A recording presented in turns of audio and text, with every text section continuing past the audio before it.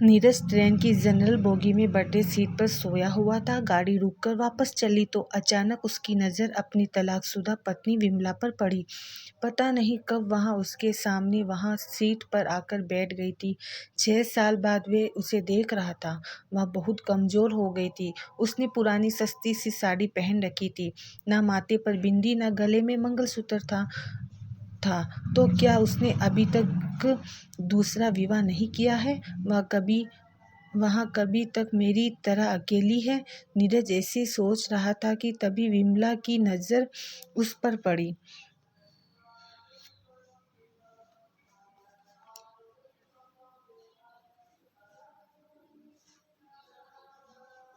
नज़रें मिली तो नीरज दूसरी तरफ देखने लगा। फिर पता नहीं नीरज के दिमाग में क्या आया कि वह सीट से नीचे उतर आया और विमला के पास बैठे लड़के को कहा कि वह ऊपर वाली सीट पर चला जाए। लड़का मान गया। तब नीरज विमला के पास बैठ गया। बैठते ही नीरज बोला, विमला कैसी हो? विमला ने नज़र न मिलाते हुए खिड़की तरफ देखते हुए बोली, मैं ठीक हूँ, और आप? नीरज बोला, मैं ठीक हूँ कानपुर जा रहा हूँ। त्योहार होने के कारण रिजर्वेशन सीट नहीं मिली, इस कारण जनरल बोगी में आना पड़ा। तुम कहाँ जा रही हो? वहाँ बोली, मैं भी कानपुर ही जा रही हूँ। तुम आज जा रही हूँ? आजकल माँ वहीं बड़े भैया के पास ही है, बीमार है, इसलिए मिलने जा रही हूँ। काफ़ी देर दोनों चुप रहे। फिर नीरज बोला, एक बात पूछूं? विमला ने आंखों से ही पूछा, क्या? नीरज संकोच करते हुए पूछा, अभी तक शादी क्यों नहीं की? वह कुछ नहीं बोली।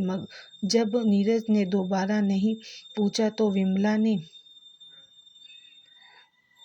पूछा, आपने की है शादी? नीरज ने बिना बोले ना में गर्दन हिला दी। फिर काफ़ी देर तक दोनों चुप रहे, मानो एक दूसरे को परख रहे हो। डिब्बे में कुल्फी बेचने वाला आ गया था। नीरज बोला, खाओगी विमला? विमला ने ना में सिर हिला दिया। नीरज ने रिक्वेस्ट करते हुए फिर पूछा, खा लो यार, तुम्हारे साथ मैं भी खा लूँगा। जानता हूँ तुम्हारी सबसे बड़ी कमज़ोरी कुल्फ़ी है। वह थोड़ा मुस्कुराई तो नीरज ने महसूस किया कि वह अपनी आंखों से बहने वाले आंसुओं को समेटने का प्रयास कर रही है। 5 साल उसके साथ रहा था। जब वह अपनी आंसुओं को समेटने का प्रयास करती थी तो ऐसे ही मुस्कुराया करती थी। नीरज दूसरी तरफ देखने लगा तो विमला चुपके से अपने आंसुओं को पोंछने लगी। फिर वह सहज होकर बोली, एक शर्त पर खाऊंगी। नीरज बोला, क्या शर्त है? तो विमला बोली, पैसे मैं दूंगी। नीरज कुछ नहीं बोला। फिर विमला ने 2 कुल्फियाँ खरीद ली और एक कुल्फी नीरज को दे दी और बोली, अब मैं भी कमाने लगी हूँ। एक प्राइवेट स्कूल में पढ़ाती हूँ, महीने के 10,000 मिलते हैं। कुल्फी खाते हुए नीरज बोला, तलाक के समय कोर्ट के आदेश पर मैं तुम्हें 30 लाख तो दे रहा था। अगर ले लेती तो अपना स्कूल खोल लेती, जबकि तुम बहुत स्वाभिमानी हो। इस ज़माने में पैसे के बिना कुछ नहीं होता। बस हंसकर बोली वे हंसकर बोली, अगर ले लेती तो अपने ज़मीर को क्या जवाब देती? तो ये ज़मीर रोज़ कहता कि जिसे छोड़कर आई हो उसके सहारे पल रही हो। नीरज बोला, तुम बहुत अच्छी हो, मासूम हो। ये एहसास तुमको तलाक देने के बाद मुझे हुआ। तुम यकीन नहीं करोगी कि मैं बहुत बदल गया हूँ। पीना बिल्कुल छोड़ दिया है, गुस्सा बिल्कुल नहीं करता। अब मैं किसी को नीचा दिखाने की कोशिश भी नहीं करता। जो तुम्हें बहुत बुरा लगता था, वह सब बुरी आदतें मैंने छोड़ दी है। बस उदास होकर बोली, अब क्या फ़ायदा? जब मैं मना किया करती थी तब आप मेरी एक भी बात नहीं सुनते थे। आपके कारण मैं हमेशा टेंशन में रहती थी। इसी कारण मुझे 2 बार गर्भपात भी हुआ, वरना आज मेरे भी 2 बच्चे होते। एक 8 साल का हो गया होता और एक 6 साल का होता। कहकर वह रो पड़ी। बच्चों की बात पता चली तो नीरज की अभी आंखों में आंसू आ गए, लेकिन वह पुरुष था तो आंसुओं को पलकों तक पहुंचने से पहले ही पी गया और बोला, कभी कभी लगता है कि मैं बहुत बुरा आदमी हूँ। मैंने कभी रिश्तों की कदर नहीं की, उसी की सजा झेल रहा हूँ। आज बिल्कुल अकेला हूँ, अब माँ भी नहीं रही। माँ के ना होने पर विमला को बहुत दुख हुआ और बोली, माँ को भली चंगी छोड़ कर आई थी, उसको क्या हो गया था। इस बार भावुकतावश नीरज अपने आंसू रोक नहीं पाया और बोला, वो तुम्हें हर दिन याद करती थी और बोलती थी, बहू को वापस घर ले आओ। मैं कैसे समझाता कि तलाक के बाद बहुएं वापस घर नहीं आती।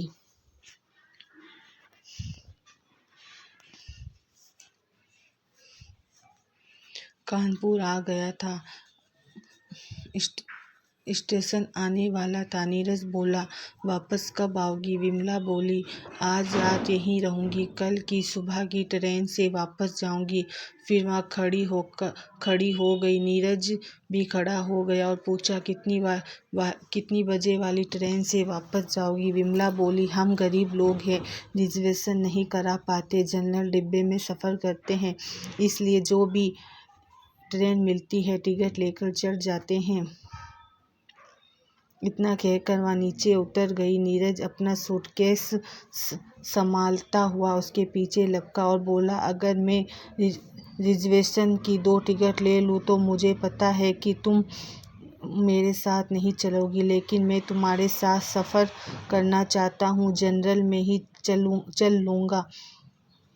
बताओ कितने बजे यहाँ मिलोगी? विमला ऑटो में बैठती हुई बोली, 9 बजे यहाँ मिलूंगी। फिर उसको देखते देखते ऑटो आंखों से ओझल हो गई। नीरज कानपुर में 2 दिन के लिए आया था, मगर विमला का साथ पाने के लिए उसने अपना शेड्यूल बदल दिया। उसने जल्दी से अपने बिजनेस का काम पूरा किया और अगले दिन सुबह 8:30 बजे ही स्टेशन पर आ गया। विमला 9 बजे की जगह 10 बजे स्टेशन पहुंची और बोली, आप अभी तक यहीं हो? मैं सोच रही थी कि आप चले गए होंगे। विमला बहुत खुश थी, बोली, माँ अब बिल्कुल ठीक है। नीरज बोला, मैं तुम्हारी भी टिकट ले आया हूँ, अब 30 रुपये के टिकट के लिए कुछ कहना मत। विमला हंसते हुए बोली, अभी ट्रेन आने आधे घंटे हैं, चलो तब तक कुल्फ़ी खाते हैं, पैसे मैं दे दूँगी, हिसाब बराबर हो जाएगा। इतना कहकर वह मुस्कुराया दी। वह जब भी मुस्कुराती नीरज की नज़र उसके चेहरे पर ठहर जाती। फिर दोनों ने कुल्फ़ी खाई और तब तक ट्रेन आ गई और फिर से नया सफ़र शुरू हो गया। मगर सफ़र में कुछ खास था। नीरज कुछ कहने के लिए तिलमिला रहा था, मगर डर भी रहा था कि कहाँ वह मना कर देगी। नीरज नोटिस कर रहा था कि विमला बड़े भाई के नई साड़ी पहन कर आई थी। वह बहुत सुंदर लग रही थी। खिड़की से आ रही थी ठंडी हवा के झोंके से विमला के लिलाट पर लड़की बालों की एक लड़ी झूम उठती है। उसे देखकर विमला के दिल में एहसास सा उठता है कि ये औरत कभी उसकी जिंदगी थी, मगर मैं उसे संभाल कर नहीं रख पाया। नीरज के मन स्थित अनजान विमला बोली, क्या हुआ? आप गुमसुम में क्यों हो? दोस्त बनकर ही कुछ बता दो। तो नीरज बोला, मुझे दोस्ती नहीं चाहिए। विमला को झटका सा लगा, बोली, फिर काहे मेरे साथ सफ़र करने के लिए उतावले थे आप? नीरज बोला, मुझे तू चाहिए हमेशा के लिए, जन्मों जन्मों के लिए, साथ हंसने के लिए, साथ रोने के लिए। वह इतनी जल्दी में ये सारी बातें बोला कि विमला बस उसके मुंह की ओर देखती रह गई। वह आगे बोला, मैं गलत था, तुम्हारी कदर नहीं कर पाया, मगर तुम्हारे जाने के बाद मुझे मेरी गलतियों का एहसास हो गया। मुझे माफ़ कर दो कहकर वहाँ रो पड़ा। विमला चुप हो गई, बस उसके चेहरे की तरफ देखी जा रही थी। नीरज उसके दोनों हाथ पकड़कर बोला, मुझे माफ़ कर दो यार, मैं वादा करता हूँ अब कभी भी तुम्हारे आंसुओं की वजह नहीं बनूंगा। तू जो कहेगी वही करूँगा, प्लीज़ लौट आ। विमला ने माथे पर साड़ी थोड़ी सी पीछे सरकाई बोली, इधर देखिए ज़रा। नीरज ने देखा विमला की मांग भरी थी। वह बोली, मैं जानती थी आप यही सब करोगे, मैंने कल सोच लिया था। अब अकेले चलने के दिन ख़त्म हो गए हैं। मेरा हमसफ़र लौट आया है, अब आगे का सफ़र उसी के साथ करना है। थक गई हूँ मैं अकेले चलते चलते, कहते हुए वह अजीब सी मुर्दा से मुस्कुराने लगी। नीरज बोला, मैं जानता हूँ जब मेरा दिल रोने को होता है तब तुम ऐसे ही मुस्कुराती हो। मत रोको इन आंसुओं को, इन्हें बह जाने दो, दिल हल्का हो जाएगा। इतना सुनते ही विमला का सहम जवाब दे गया और वह ज़ोर ज़ोर से रोने लगी। पूरे डिब्बे के लोग उन्हें देखने लगे, मगर विमला ने लोगों की परवाह न की और नीरज के गले लगकर ज़ोर ज़ोर से रोने लगी। आज की आपको ये कहानी कैसी लगी हमें कमेंट करके ज़रूर बताइएगा। हमारे चैनल को लाइक, सब्सक्राइब, शेयर करना बिल्कुल ना भूलें।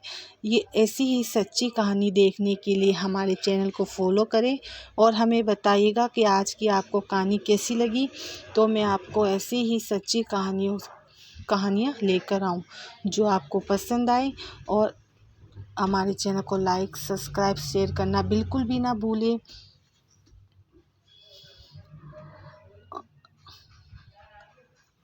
और कमेंट करके ज़रूर बताएगा ऐसी ही जानकारी और हमारी टिप्स की वीडियो भी आप लोगों को कैसी लगती है वो भी कमेंट करके